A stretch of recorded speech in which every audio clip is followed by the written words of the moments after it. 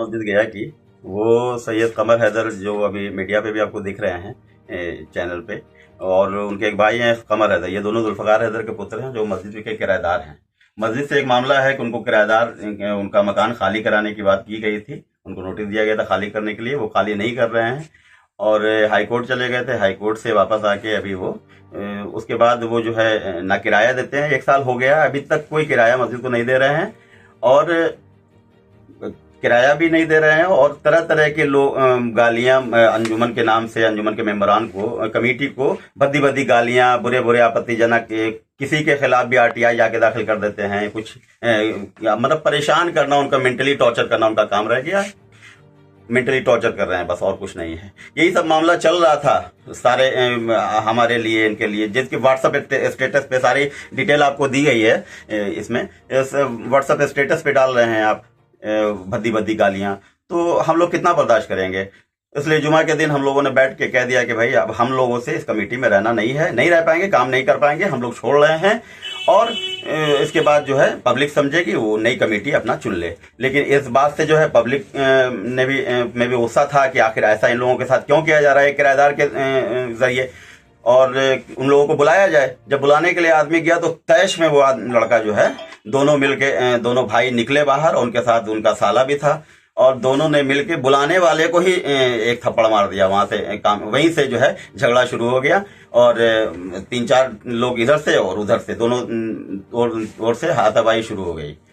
आप लोगों ने सर रड उठ से मारा हम लोग? भैया नमाज पढ़ने हम लोग जुमा की गए थे। जुमा की नमाज में कोई रड लेके जाता है? कोई प्लानिंग थोड़ी नहीं थी। हम तो खुद कह रहे थे कि हम इस्तीफा देने के लिए आए हैं, त्याग पत्र देने के लिए आए थे। उस पर प्रशासन उसकी पूरी छानबीन कर ले, सारी बातें सामने आ जाएगी, क्योंकि हम सिर्फ हम नहीं थे वहां पे। जुमा में सारे समाज के लोग, 100 लोग नमाज पढ़ रहे थे। सबसे पता लगा दिया, इन्वेस्टिगेशन कर लेगा तो पता चल जाएगा कि हकीकत क्या है। कोई जुमा के नमाज में हथियार और लाठी डंडा लेके थोड़ी जाता है। कहीं ना कहीं उनके बाइट में ये भी चल रहा है, उनके बयान में, कि उनके घर वालों को भी आप लोगों ने मारा। उनके बयान में तो मैंने सुना है कि उनके माँ बहनों को मारा गया। तो भैया मैं जहां तक जानता हूं उनको, उनके माँ का इंतकाल जो है 1 साल पहले हो गया है। बहन यहाँ रहती नहीं है, एक बहन, दोनों बहनें वहां बाहर हैं, अपने ससुराल में रहती हैं। यहाँ तो कोई रहता नहीं है उनका माँ बहन। वाइफ है, दोनों की वाइफ है यहाँ, जो अब मीडिया पे दिख भी रही है आपको।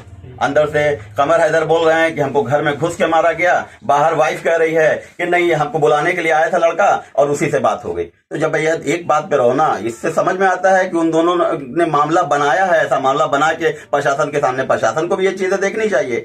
भाई मस्जिद से 100 लोग नमाज पढ़ने आए थे, उनके सामने वो लोग सही सलामत, बिना पट्टी के, बिना डैमेज हुए, बिना किसी इंजरी के, वो टोटो पे बैठ के सब गए हैं FIR करने के लिए, बोलते हुए गए कि जा रहे हैं, सबको जेल भेज देंगे, सारे लोगों को जेल भेज देंगे। और वहां जाके उन्होंने FIR करवाया है, अपने एप्लीकेशन दिया है। प्रशासन को चाहिए, कोतवाली प्रशासन को भी चाहिए कि वो अपने CCTV कैमरा को चेक करे कि ये बिना पट्टी के सुबह में आए, दिन में आए हैं 1-1:30 बजे, 2 बजे, और रात में जब इनका न्यूज चैनल पे आ रहा है तो वो पिलग्रिम में एडमिट हैं। ये क्या है? क्यों ऐसा किया जा रहा है? भैया आपको जो कहना है वो सही से कहिए। आप RTI के चैनल, न्यूज चैनल चला दे रहे हैं कि RTI के बदले के करने पर ऐसा किया गया। भैया RTI ये आज नया नहीं डाल रहे हैं, या हम लोग को नहीं मालूम है कि RTI डाल रहे हैं। वो बोल के डालते हैं, बाकायदा हम लोग को कह के डालते हैं कि देखिए आपके खिलाफ RTI डाला गया है। तो ऐसा कुछ बात नहीं, RTI डालो, RTI से जो हकीकत रहेगी वही सामने आएगी ना। अब आप कहते हैं 80 लाख रुपया आया, 80 लाख का फंड कहां से आया? इसका कोई मीडिया के पास, मीडिया ने पूछा उनसे कि क्या एविडेंस है उनके पास 80 लाख रुपए का? 80 लाख का फंड कोई मामूली फंड तो नहीं होता है। 80 लाख का फंड आया तो मीडिया को चाहिए था कि उसका पूछा जाए कि क्या एविडेंस है, क्यों आप कह रहे हैं। हमको कोई कल को 8 करोड़ रुपए, 80 करोड़ रुपए कह देगा तो मीडिया तो उसको भी चला देगा। तो ऐसे अस्तरहीन बातों को पर ध्यान तो हमको नहीं लगता है देना चाहिए।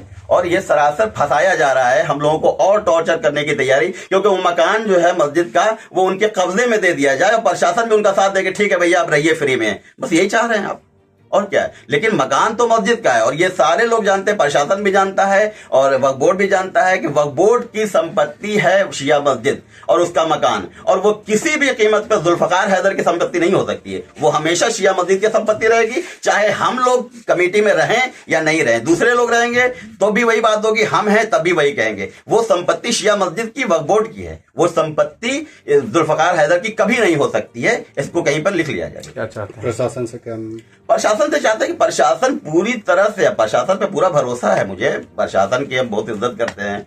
और हर आदमी अपनी जो है लास्ट टाइम में जब वो बिल्कुल थक जाता है तो आखिर हार के वो पुलिस के पास ही जाता है, प्रशासन के पास ही जाता है कि मेरी मदद कीजिए। तो वो लोग तो किस तरह से गए वो न्यूज चैनल पे ही समझ में आ रहा है, वो डिफरेंसेस जो है बातों में उनके डिफरेंसेस जो आ रहे हैं उससे ही समझ में आ रहा है झूठ बोल रहे हैं। प्रशासन को चाहिए कि पूरी तरह से इसकी इंक्वायरी होनी चाहिए, और हम भी आपके साथ हैं, हम जहां तक होगा प्रशासन के साथ देंगे इसमें कि उसकी पूरी तरह से इंक्वायरी होनी चाहिए और जो दोषी हैं उन पे कार्रवाई की जाए, इसमें कोई नहीं। क्योंकि हम भी वहां के मस्जिद की मैनेजिंग कमेटी को देखते हैं, हम वहां की व्यवस्था को बनाए रखने के लिए हर संभव कोशिश करते हैं और कभी नहीं चाहेंगे कि मस्जिद में कोई अप्रिय घटना हो, हमेशा से यही कोशिश रही है हमारी। क्या नाम है? मेरा नाम सैयद असदुल्लाह रिजवी, मेंबर अंजुमन इमाम।